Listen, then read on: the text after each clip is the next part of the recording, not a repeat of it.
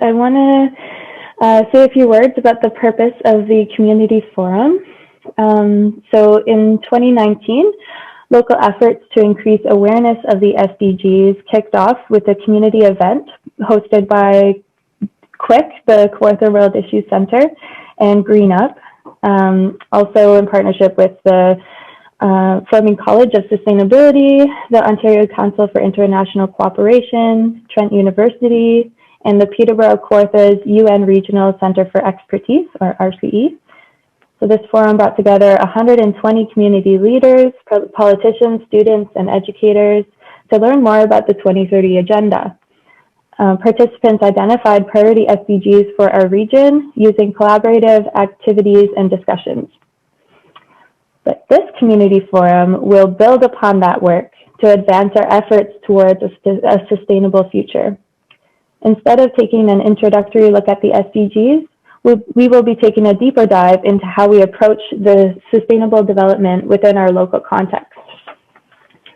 So now, to give a perspective on Canada's commitments and how they support us, I would like to share some words from the Honourable MP Miriam Monsef, the Minister of Women's Gender Equality and Rural Economic Development.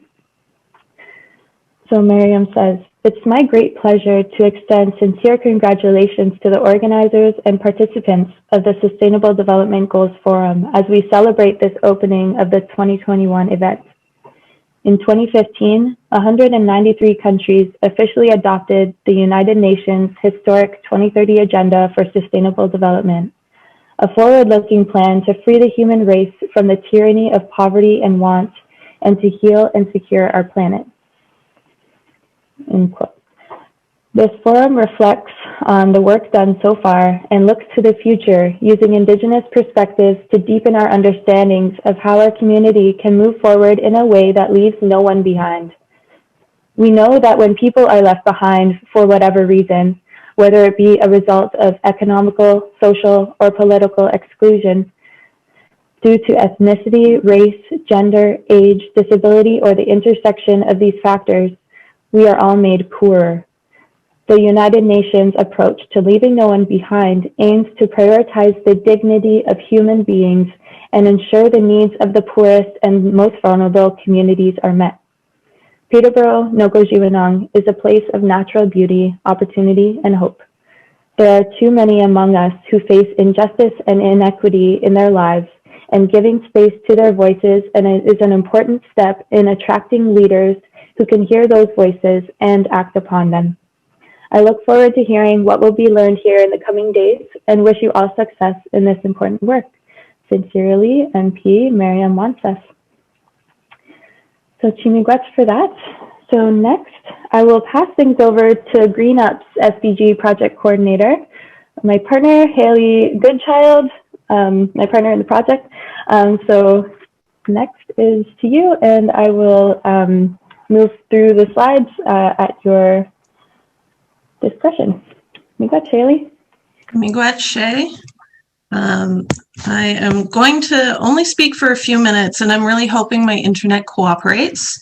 I've been getting the flashing unstable internet thing popping up on Zoom a few times, so hopefully nothing happens. I'm just going to say a few words about this project for the benefit of folks who are here today who perhaps aren't as familiar with what we've been doing over the last year or so, and to refresh people's memories and to contextualize some of the things that you're going to be hearing over the rest of today and tomorrow. So very briefly, the project objectives have been sort of four big ones: to raise awareness about the SDGs and the 2030 Agenda, to build partnerships across sectors, to ensure that local progress toward the Sustainable Development Goals leaves no one behind, and to foster and integrate Indigenous knowledge and leadership into the work that we're doing. Next slide, please. Who and how. So this project really has been a true collective effort, which I think is what the 2030 Agenda is really all about. So it has involved more than 75 people from many organizations and communities. So miigwech to everyone who's been involved and to everyone who's joining us today. Our governance structure, I'm not going to go into a lot of detail about this, but our final report, which is being released after this forum in March, will go into it more. It includes the project steering team, Indigenous consultants and elder advisor, who you'll hear more from later today, 5 action teams, who you'll be hearing from tomorrow, and a coordinating committee, which involves some of the people on those other teams and committees, and has helped to steer the project as a whole. Next slide, Shay. Sorry, excuse me.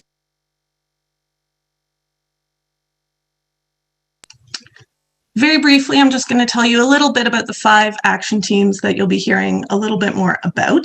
So the first is the Indigenous Leadership Action Team. Now, this team is not tied to any one SDG, and that was quite intentional. The idea is that this group would help advise and inform the work that all the other teams and all the other sort of SDG specific teams are doing in order to make sure that Indigenous knowledge and leadership are integrated throughout. Next slide. All right. So the first priority SDG action team that we formed specific to one of the SDGs is no poverty. And that came out of an interest at the 2019 forum around basic income in particular, but eradicating poverty more broadly. Quality education was SDG 4.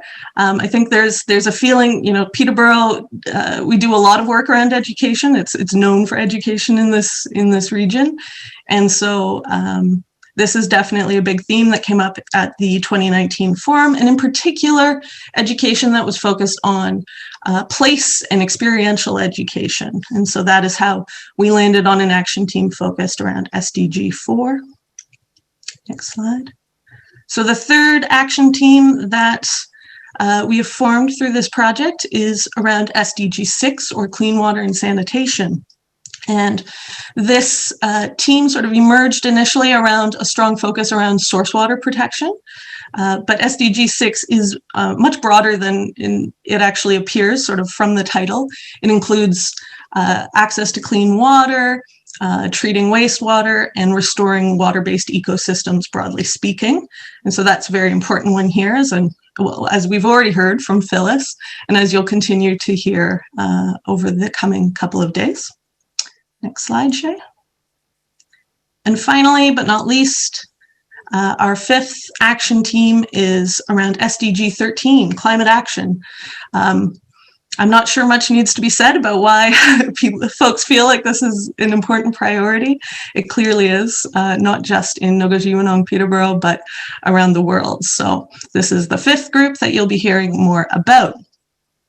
And overall, in the course of this project, the effort here has really been around leaving no one behind, and a focus on what that means, a focus on equity, and integrating that into the work that all 5 of these action teams are doing, and to really build relationships between and within each of these groups. So I'm hopeful that you'll see some of that work come through in the presentations that are going to follow. Is that the last slide, Shay? I believe it is. All right. Yes, it is. And Okay. we are way ahead of schedule. Fabulous. Yeah, it is great. So Chimigwacheli for the introduction to our project, giving people some context if they haven't seen it already. So right now, we had planned for this to be done at 10:45 a.m. So we had planned a short break for you all. Hope you had a good break. Thank you for rejoining us for the next portion of the session. So we will now hear from the Indigenous consultants, Anne Taylor, first of all, and Gary Pritchard, followed by Elder Phyllis Williams. So they will share with us how we are looking to the past to move us forward. Hello, good morning. My English name is Anne Taylor. I'm of the Otter Clan, and I come from Curve Lake First Nation, and I'm a Michisagi Anishinaabe woman. Chimigwach Gimakwa Phyllis this morning for your for good words and your land acknowledgement. And that's what I'm going to speak to you a little bit about, is the land acknowledgements that that we make use of these days. We all heard the land acknowledgement, but I wonder how many of us actually considered the words and the meaning behind those words. When we talk about being treaty people, that should remind us of our responsibilities towards those treaties. It should remind us to read those treaties and determine where our responsibilities lie toward each other and toward the land. That's very important. Gimakwe Phyllis talked about the stewardship of the lands and the waters. One of the things that we need to consider when we're talking about the lands and the waters and the air are the spirit of the land, the spirit of the water, the spirit of the air, because they bring so many gifts to us. And that's something that I think we should acknowledge all the time. The air gives us the breath we breathe, gives us the very breath we breathe. So we need to acknowledge the spirit of that. The water gives us the very life we live. And that's such an honor and respect. The land provides for us everything that we need, everything from the dwellings we live in, to the clothing we wear, to the food that nourishes our body. And that's something that we need to acknowledge and respect. And all of that is contained within land acknowledgements. It's something that that we need to take to heart. And when we hear land acknowledgements, I know it's very easy to let it go in one ear and out the other, because it becomes just a, what would you say? It's just to make peace, but it's more than that. We need to accept the responsibility, our obligations to the land, to the water, to the air, to each other, to all of those other spiritual beings that we share this place with. This is something that we need to do on a daily basis. And when we do that, it brings us to an enlightened point where we can do this good work that we're trying to do here today and tomorrow. It brings us closer to our relationship with the earth, with our Creator, with each other. And those are important things. That's all included in those land acknowledgements.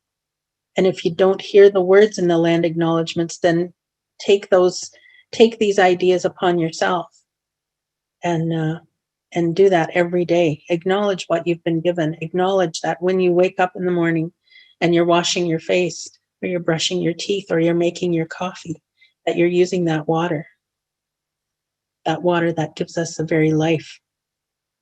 When you wake up in the morning and you take that first breath, and you stretch and you yawn, acknowledge that you've been given that blessing, that you've been giving that blessing of having that breath that makes you live.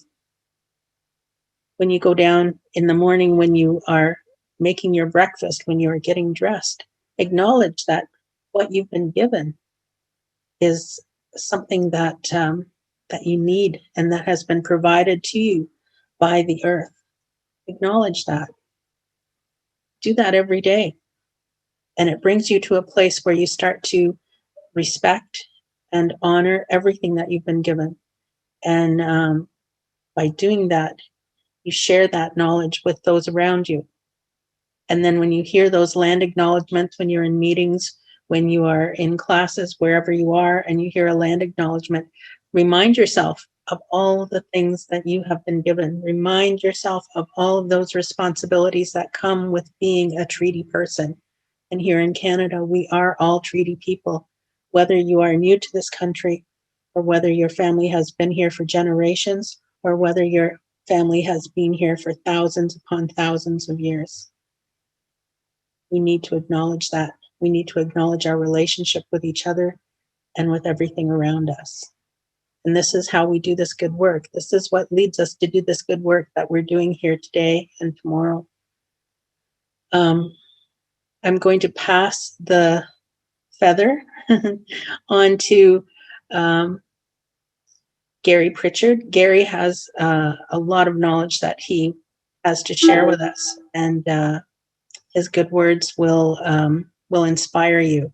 And after Gary, Gima Phyllis will again speak, and she'll bring enlightenment to each and every one of us. So I'm going to pass the feather on to you, Gary, and I want to say miigwech for everyone for being here. Take it away, Gary. Miigwech, Anne, thank you. And thank you, Shay, for sharing my slides. I'm sorry if you guys can, I hope I'll move a little bit closer. I'm getting a little bit of a cold. As part of our work together, I was actually to create the Indigenous engagement strategy, and I was kind of like, hey, oh, neat, and that's something I get to do in my everyday life. I help people work with Indigenous people across Canada, and I'm very fortunate to get to do that. And I was really happy when Shay and Julie reached out to me, and I just actually started my own company, and it's called the 4 Directions of Conservation. You'll see my little logo there. And if you do know me in the Peterborough area, I'm known as Gary Jr. If you're part of my family in Curve Lake, my Indigenous name or spirit name is Ginu, or the Golden Eagle. And during that ceremony, when I was named in Treaty 3, they asked me to watch over the land and water. So that's what I get to do every day in my career. I'm also a restoration ecologist and an aquatic scientist as well. And Shay, I'll take the next slide, please. So when people come to me, I often take them through a series of steps of when they want to work with First Nation people or Indigenous people. And I try to teach them that, Canada is a vast country and each region has very distinct opportunities and challenges. And so does working with the Indigenous people across this land. And it can become daunting and intimidating, but we can help as Indigenous people work through those challenges together. And I often remind people that even the most heartfelt and sincere goals of conservation or sustainability still could pose a risk to Indigenous people's rights and values or treaty rights. So it's very important to remind people when we start going down this path of working together and trying to do good work together. And we need to create space for all to participate in. And that's very important so that all voices can be heard. Next slide, Shay. I use a lot of humor, so you'll see a little bit of humor in my slides, but I always say it comes down to 2 things when we get people together. It comes down to the language we use and the people who are in the space that we're trying to occupy. And I often say if both parties know how to respect each other as people, and both parties know how to communicate effectively, then the outcomes are limitless. I often remind non-Indigenous people, Indigenous people are just people too. And we need to create that relationship that we are all the same and we all have the same wants and needs. Next slide, please, Shay. So creating a space for knowledge sharing. The focus of a space for sharing knowledge systems is one built on mutual respect, kindness, generosity, and all the rest of our 7 grandfather teachings. All knowledge systems are equal, and no single system has more weight or legitimacy than the other. And that's really important to understand. We do not need to validate or collaborate. We don't need proof of Indigenous knowledge systems. We just need to take it as face value. When I often do projects, when the community say, hey, that's over there, Gary, I just take it as face value and mark it down on the mapping or whatever I'm doing to help create that full holistic picture of the environment and what we want to achieve. Next slide, please, Shay. Oh, there we go. A big thing I often find we struggle when I use the Western side of my brain and project implementation and timelines and all that is the ability to take pause. We get really caught up as a society on how we are doing our workings of our project. We want to share it. We want to tweet it. We want to Instagram it out there.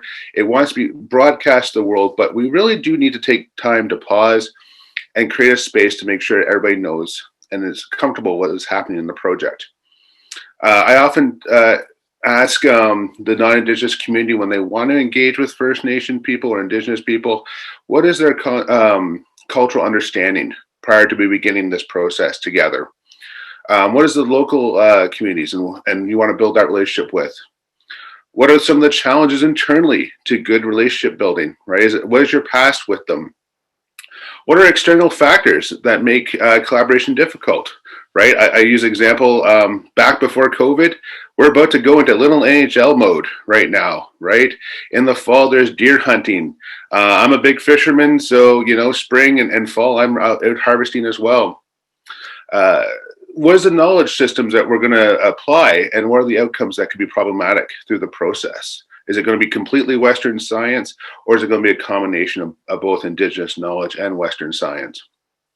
What is the big benefit to the local Indigenous community? I often say, like, the conversation we have is very weighted. It's so that the non-Indigenous community gets something out of it. But what is the benefit to the local Indigenous community? And why do you want to collaborate? That's why my first question usually to people are when they come to me and ask me to create a framework for them to engage with Indigenous people. So, well, why do you want to do it? And that's a big question that they might have to take away and ask themselves on what they want to have out of this relationship. And that's okay too. And I prefer people to take that away and then come back to me once they figure out the why and what they want to do. Next slide, please, Shay. So this is just a strategy I've kind of worked on to develop your position as a working group or an organization. Is step one is understand where your relationship is now. Do you have a relationship with the local First Nation communities? It's okay if you don't. And just understand that piece of it too. Step two is to identify the internal issues or hurdles to good relationship building. Right? What do you know about the Indigenous culture? Have you had any past challenges or conflicting worldviews, importantly? Step three, identify what your vision for the relationship will be. You need to know what you want from this relationship, and that's super important, more so than just wanting to work with Indigenous people. Step four is develop distinct and value-based strategies to develop a relationship. Make sure you research the community protocols. Our community in Curve Lake, we have those on the internet. We have videos, we have all that. Google search the communities you want to work with and see what's on the internet, and then look towards the community for help as well. Step five, formally engage with the community. And see how it goes. And that's why I often say step six is the whole coming back and thinking about what happened. Did it go well? Did it not go well?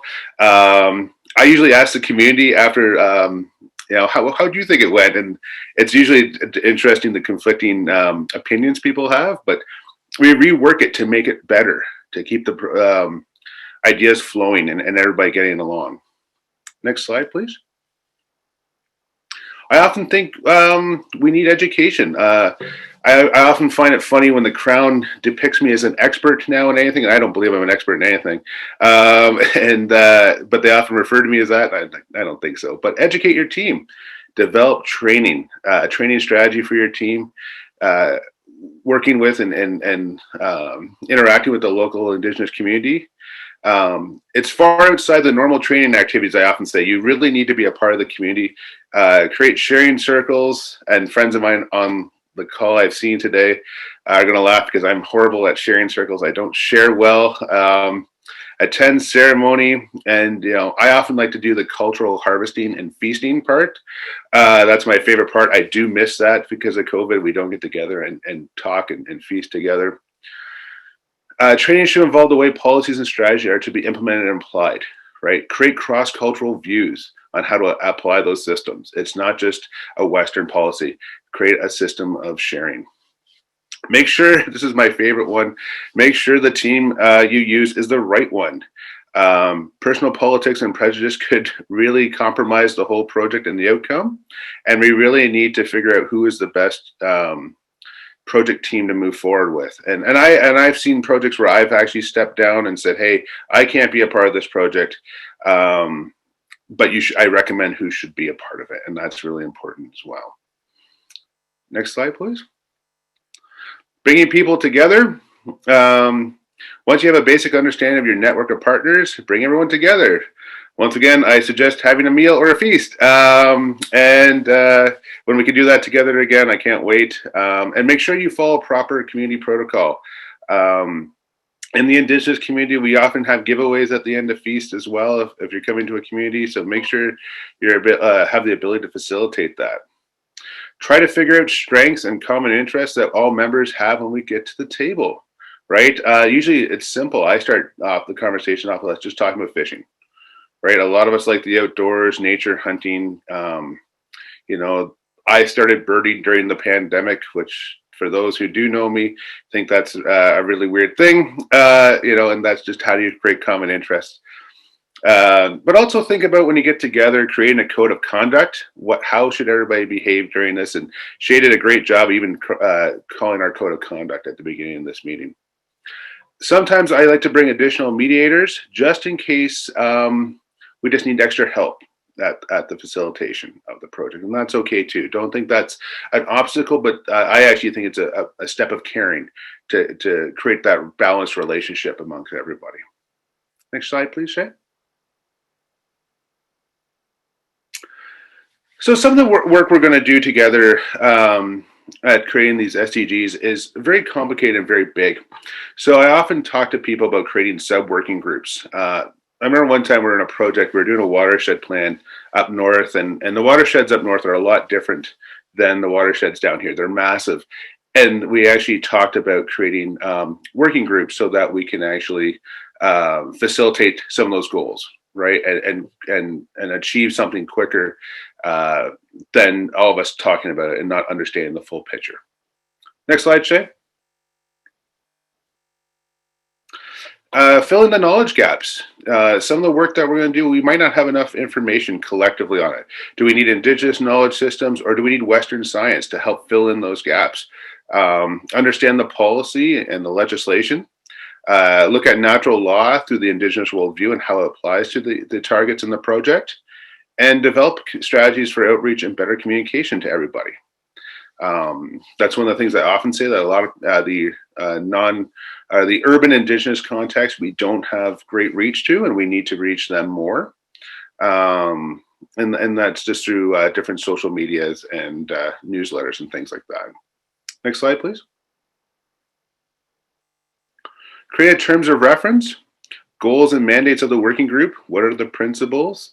Membership to the group, frequency of meetings, and member responsibilities and accountability. And how does it all tie together to the subcommittees? That's one of the things I often say. Those Indigenous people who do environmental work, we get pulled in a million different directions. We need to have clear targets when we get together. I'm on a couple of boards right now, and I'm often thinking like, hey, we need to kind of reel this in a bit so I actually know what I'm supposed to do and how I can most effectively participate in the whole be more a whole part of the whole project, and that's what we really need to do when we create terms of reference. Next slide, please. And my final thoughts: both decolonization and indigenization require the cooperation of all people. It's all about our relationships together, and that's how we're going to move this forward. And with that, I'd like to pass it on to Phyllis.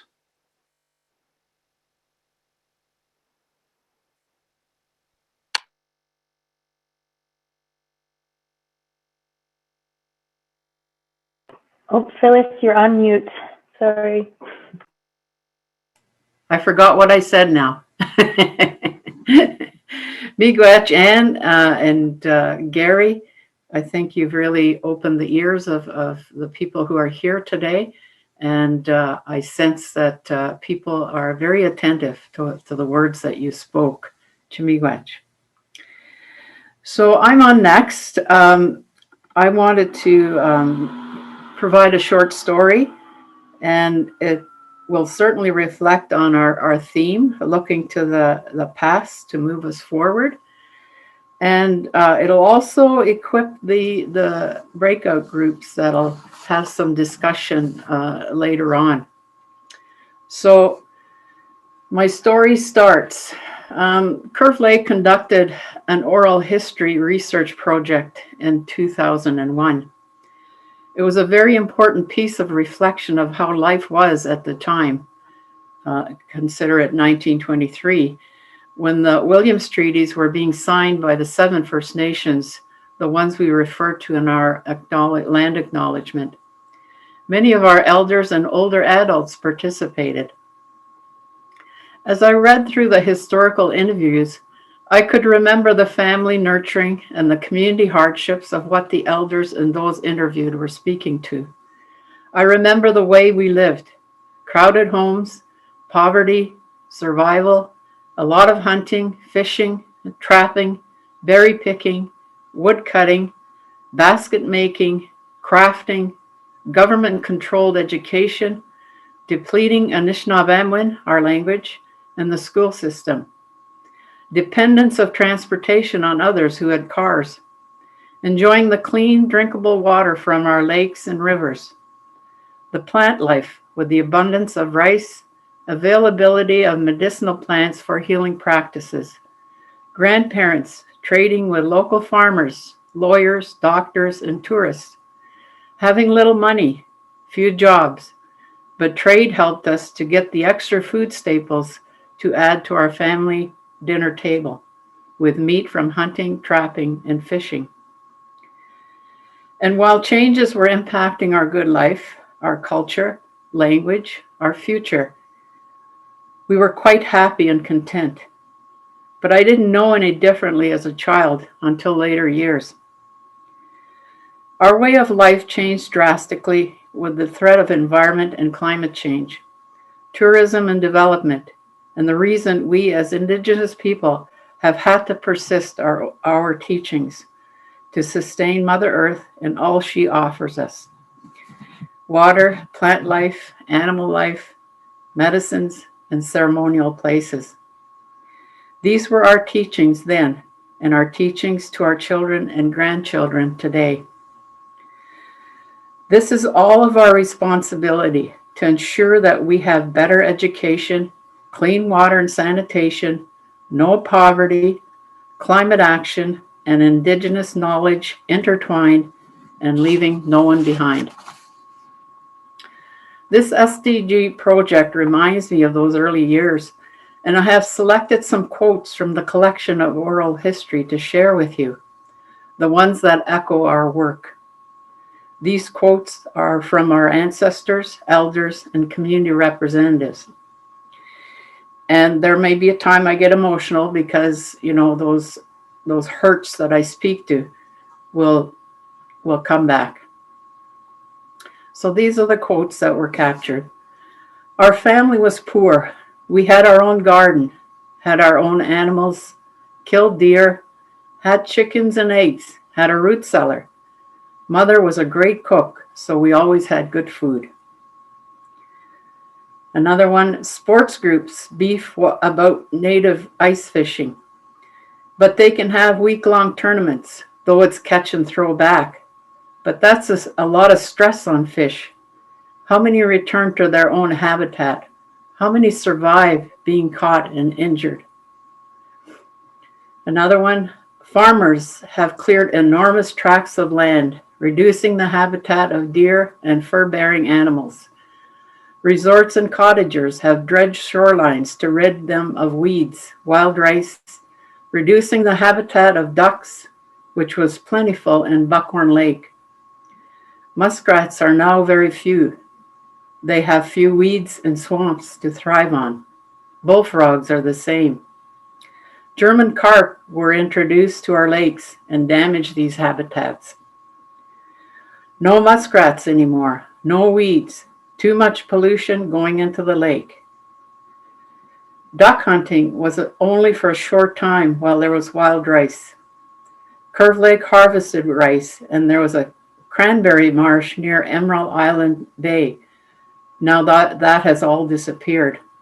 Carp rooted that up. Another one, people don't own the land. They were caretakers of the land. So that really resonates with all the work that we're doing here. I still go out for medicines. There's a plant that grows along the shores. Cedar bark and white pine are also used for colds.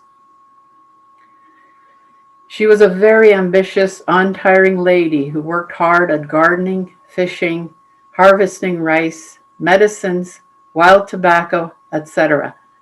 She was also an unpaid midwife for the reserve. Another one, in my mind, we should be receiving revenues from mining and lumbering. They should be accountable to us for how they use our lands and resources. Indian environment knowledge and sensitivity to the ecology has been ignored to the point of being insulting to the native people. Instead, natives are branded as criminals and poachers. And this is the one I get emotional on. I remember the teacher telling me to stand on one leg and write on the chalkboard for 100 times, I must not speak Indian around the school. Another one, since trading times, we've overindulged in sugar, canned stuff, and too much salt. Diabetes was not in our community. We were never really poor. We always had enough, and we fed a lot of people in Curve Lake. And I thought while capturing this story, and I hope that you certainly appreciate the words of our ancestors and the elders at the time, it brought me to reviewing this video that Curve Lake had developed. So I encourage you to view it again if you have it. If you don't have it, look for it. It's available at our cultural center or Weetongues. And it's called Nogojiwanong, A Place Where I Belong. And it's produced by the Curve Lake Cultural Center in 2015. Ann Taylor was very influential to have this video developed among other people here in the community. Elders are a big part of the production. Dorothy Taylor, who you'll hear later, and I speak about water and the environment. Others reference hunting, trapping, fishing, education, language, wartime, and much more. Chimiwet.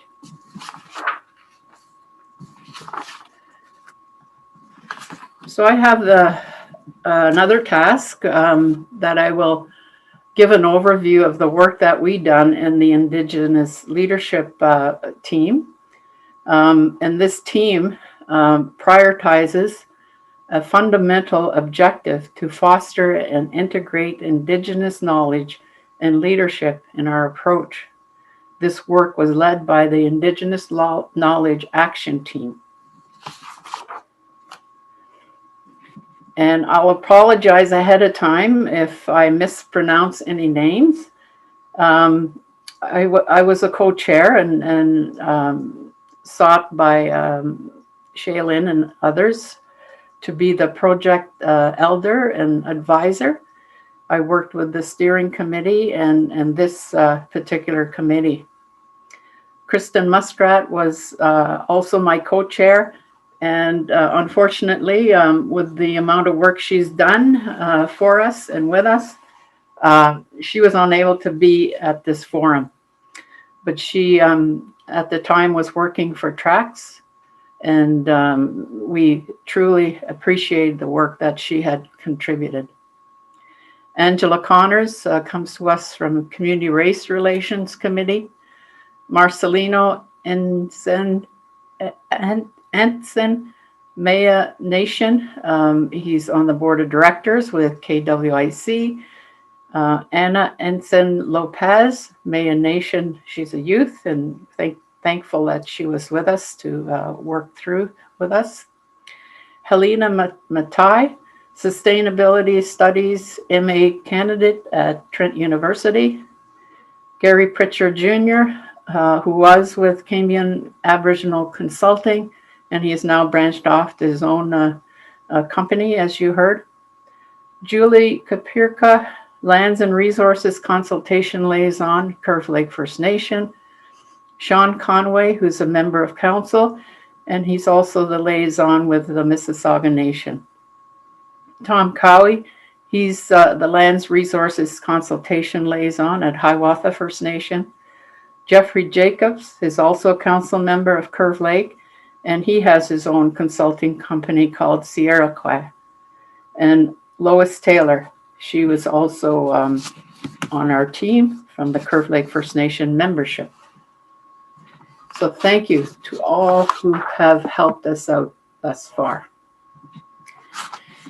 So for the forum identified priorities, our local goal was Indigenous knowledge, practice, and leadership should be meaningfully prioritized as we work in partnership to achieve the Sustainable Development Goals that we always kept in mind.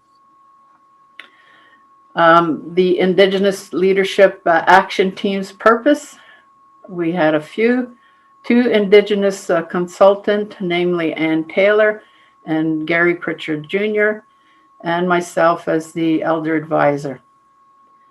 We advised project steering committee and the coordinating team committee, on protocols. We reflect on interactions between the SDGs and the Indigenous knowledge and leadership. We're producing a report and a presentation about centering Indigenous knowledge and leadership in this work. So the ILAT team, in short form, was comprised of 13 members representing Curve Lake, Hiawatha First Nations, the urban Indigenous groups, and the Maya Nation in Mexico. The ILAT had 3 meetings for 2 hours each, November and January. The meetings had 3 objectives. And believe me, we could have used more meetings, I believe, but we pressed on and made the best of the time that we had. So our 3 main objectives, we support partnership, development, and community mapping of Indigenous resources and activities. Number 2, inform the other action teams' work by providing feedback on project work. Number 3, and support the development of the 2021 Community Forum, like today, with respect to Indigenous protocols.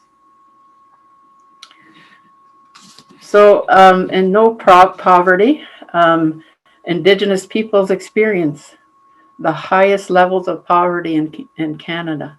Those are well-known statistics. For Indigenous peoples, no poverty means that our people are looking. For Indigenous peoples, no poverty means that our peoples are looking after each other and ensuring everyone has access to what they need to thrive in all aspects of our being. So those are our beliefs that I have referenced in those that short story. And no poverty, of course. Who gets left behind? It's the people living with mental health and addictions stemming from colonization, colonialism. We need to be mindful of elder care, especially in the COVID-19 context. We need to make sure that they're well cared for. And those who are differently abled peoples, ones that are challenged, whether it's a disability or mental health and addictions, as we have spoke to, but other situations that they might have in their lives. Indigenous peoples and communities should also identify the support they need for themselves and should receive culturally appropriate support. And those are the topics and themes that our leadership take forward always whenever there's a place to speak to those things. And no poverty. We identified some assets in our community. For example, the many social services that Hiawatha and Curve Lake First Nations provide to their members, including affordable housing and healthcare. Initiatives, individuals, and organizations that provide food and cooking lessons for local First Nations. Friendship centers off territory and community centers on territory. So the ILAT also looked at quality education, SDG 4, And the ILAT identified the need for more access to affordable Indigenous community land-based education. They also called for education reform for non-Indigenous sectors of society to ensure learning outcomes are relevant for Indigenous children and also historically accurate.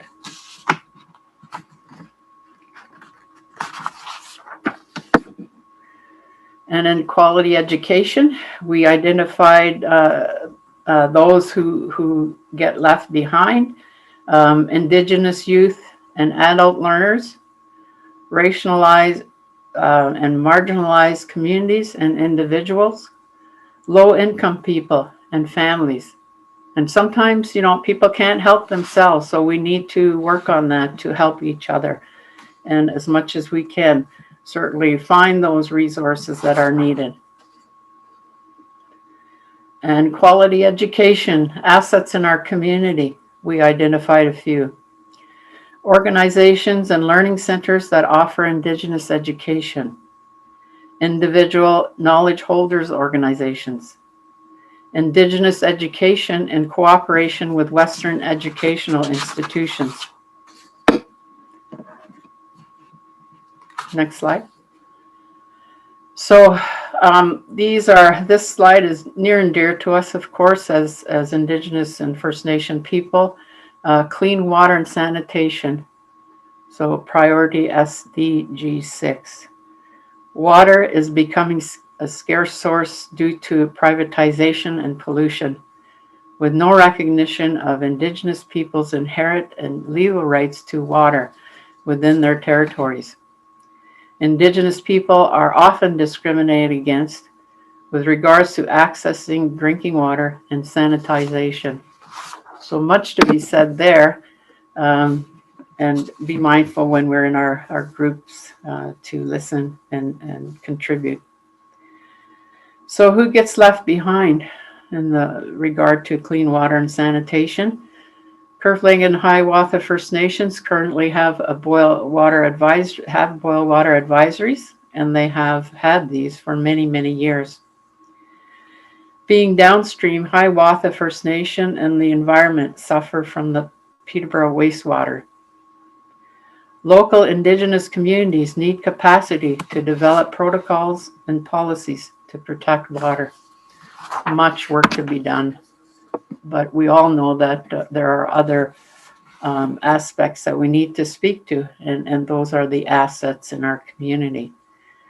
The Sacred Water Circle has done an enormous job to create education and awareness locally in Ontario, right across Canada, and I'm sure the world.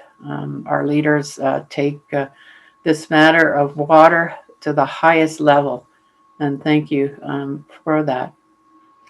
Water walks and prayer for the water, and those Indigenous people and First Nations and the teachings we go by, we know that prayer can change water molecules. So as much as you can and be of help, please keep in mind the water. Peterborough's watershed protection plan that includes Curve Lake and Hiawatha First Nations. Advocacy from Indigenous peoples and allies finding solutions to water issues and protecting water ecosystems. Next slide. So climate action, and all of us can contribute somehow, some way in this regard, making this a priority in education and awareness to many audiences. Climate change poses extreme threats to humanity. Indigenous peoples' relationship with their territories and their sustainable food systems are what we need to emulate to take effective climate action. So who gets left behind in climate action? All life in nature. And Anne speaks to this, our nature. Nature has its own spirit. Everything in nature has its spirit. Nature shows us what is healthy and what we need to do. And you will know from your own experience as a child and growing into adulthood, you have probably noticed where the change needs to occur. Hunters, trappers, and gatherers, Indigenous peoples living on the land can share what they see, hear, and feel from climate change to support monitoring and adaptation. Climate action, the assets that we identified, a few of these. Alderville has the Black Oak Savanna, Alderville First Nation, and the provincial government of Ontario exemplify appropriate co-management practices. So that's an example. Minoman, our wild rice revitalization, all Indigenous food system revitalization efforts. Indigenous land keeping management practices are supported by numerous institutions and organizations. So transforming the SDGs with the Indigenous leadership, we need to create more opportunities to share our knowledge, culture, understanding of our responsibilities to care for all of our relations and decision making, just what we're doing today, but we need to do more. We need to do more sharing.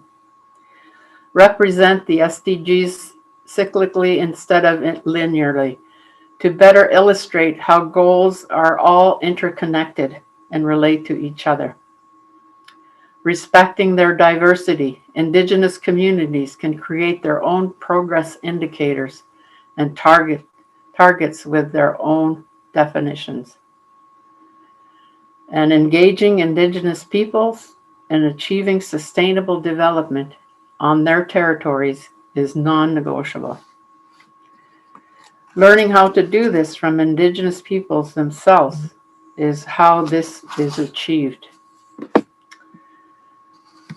So that's the work we've done. It's only a snapshot, but it should create that conversation, reflection, and certainly the suggestions, recommendations from you as the audience would be most welcome. Chimiwach, thank you very much. And back to you, Shaylin. Chimiwach, thank you so much. And Gary and Phyllis, Elder Phyllis, for all that you've shared with us today. This is extremely important work that you've been doing, and this work will help inform how we can build more effective and meaningful relationships with each other, the land, the waters, and all our relations for future generations. So Chimiwach for this work that you've done and shared with us today. So there has been a couple things in the chat that I just want to address. So for those who are wondering if these presentations will be made available, that's a great question. So we aren't prepared to share the slides, but we will share a recording of these sessions so you can see the slides in that recording. Also, these Indigenous leadership presentations, specifically Gary Pritchard Jr.'s, will be created into its own Indigenous engagement programming report. So you will have all of that information and more. And also Elder Phyllis's presentation is really a highlighted summary of the work that the Indigenous Leadership Action Team has done. And there will be a report on that as well following this forum, in addition to all of the other action team reports, and also a report on the forum and what we have heard and discussed together. So I hope that will be sufficient enough. And also there was another question in the chat about the City of Peterborough being involved in this project. So I just wanted to speak to that a little bit. So in the forum in 2019, there were representatives from the City Council, and they've been aware of this project and supporting it. There are also city staff and counselors participating in this project now. So this project started in March 2020, and we started having action team presentations in November 2020 until January this year. So they've been involved in the process, and we really thank those city members for being involved in these action teams and this project. So that includes Meredith Carter as a co-chair on the Clean Water and Action team, along with Elder Dorothy Taylor. Also Meredith Carter is co-chair of Sustainable Peterborough, which is funded through the city of Peterborough. So yes, they've been involved and are aware of that. A copy of the Williams Treaty online, I believe it's pretty easy. It's there somewhere. Somebody else might have a link or something to that if folks want to look that up.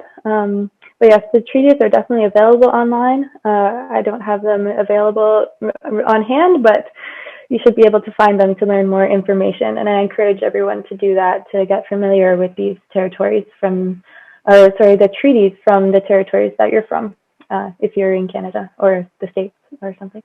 So with that, KWIC, thank you everyone for all the sharing and good work that's being done already.